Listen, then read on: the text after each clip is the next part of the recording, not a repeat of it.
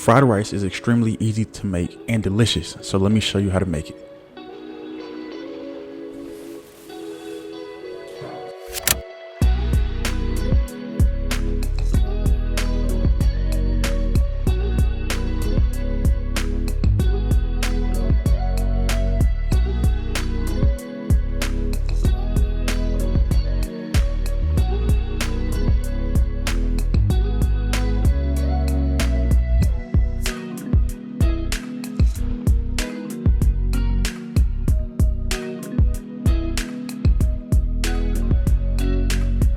Hey, what's up?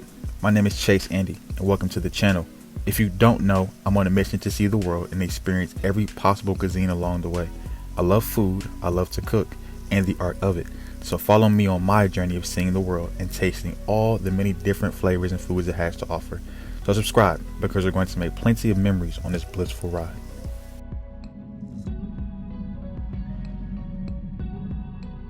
To start off, you're going to need day-old rice.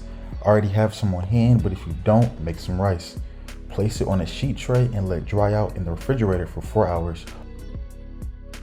When making fried rice, you need to use day-old rice. The reason why people use day-old rice is because fresh rice can oftentimes be sticky and clumpy, which you don't want for fried rice. The best fried rice lacks moisture, and clumpy and sticky are your worst enemies. I personally have used fresh rice before, and I was shorting myself immensely when it came to making fried rice.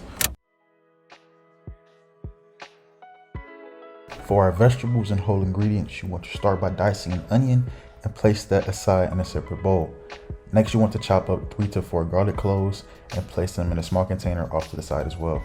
After that, you want to take a scallion and slice it fully and place the white root in a bowl and the green flavorful flesh in another. The green flesh will be placed and used as a garnish, while the white root will be cooked and rendered down for a major flavor component for our fried rice. Next, crack 4 eggs in a bowl, heavily whisk them together and set them aside for now.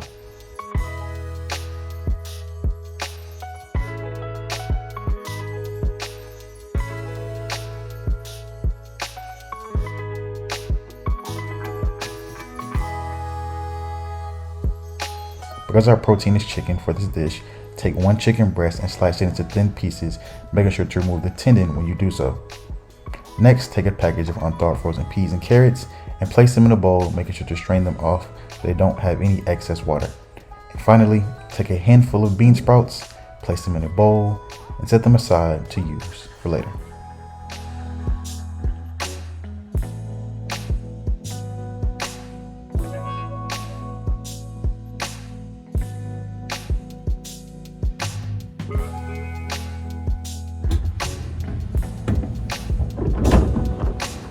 Have you ever wondered why your fried rice doesn't taste like Chinese takeout fried rice?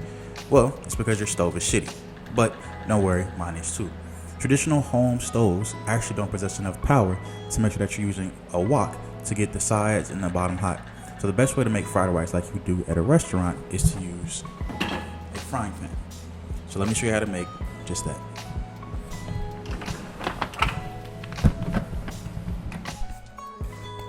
Grab a standard frying pan and place on a high heat. To the pan, you're going to add in 2 to 3 tablespoons of high smoke point oil, so avocado oil or olive oil should be fine here.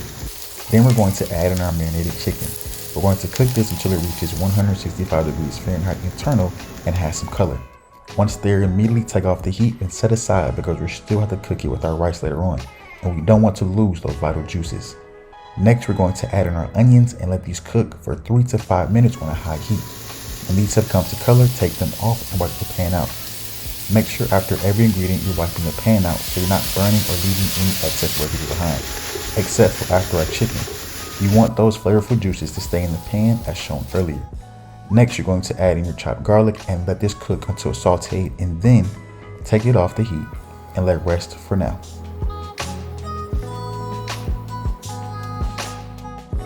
Next, we're going to cook our eggs. To the pan, you're going to add in your olive oil again, and then add in your eggs. You're going to cook these not for long, but right as they curdle, or in other terms, as they're reaching a medium scramble.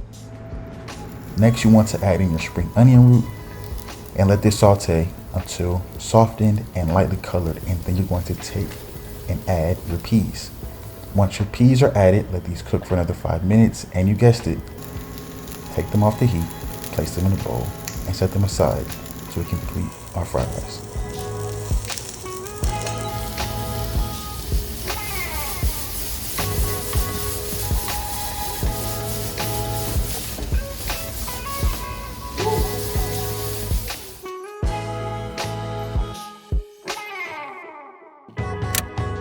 In reverse order, place everything back in the pan and then mix until combined. Once combined, add in your rice and begin to mix everything together on that high heat. At this point, we're going to add salt to taste and keep mixing to ensure our rice begins to get some color. After 2 to 3 minutes doing this, you want to add in your sauce to the mix. Put this in the pan's edge and let cook for 10 to 20 seconds and then mix in with the rest of the ingredients. At this stage, you want to season your rice with pepper and a tad bit of garlic powder and do this to your liking. And lastly, you want to add in 1 tablespoon of sesame oil to the mix. After your seasoning and sauce have been incorporated, just turn the fire down to a simmer, let it mix in for another 1 to 2 minutes, and then it's time to plate.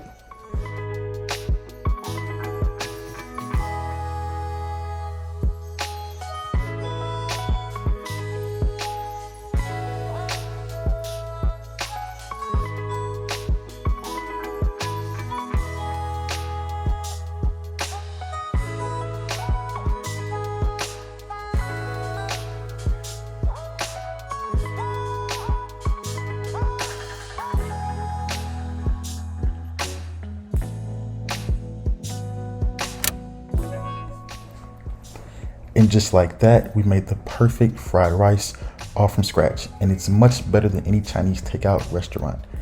Until next time, I hope you enjoy your dinner from Chase Andy. Click the subscribe button in the menu, and don't forget to click to my right in about 5 seconds for many more dishes. Wait, there you go.